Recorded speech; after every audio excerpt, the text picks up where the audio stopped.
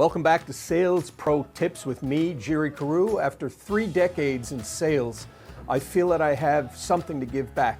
What we're going to talk about now is the sales mindset. That is a very important aspect to all of this and why I'm introducing it first. The sales mindset is incredibly important.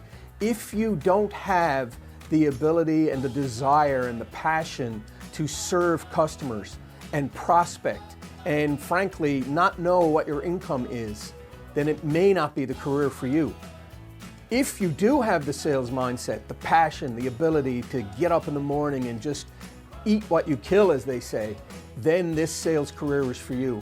Not only is it something that permeates your entire body, it is something that you should be thinking about 24 hours a day.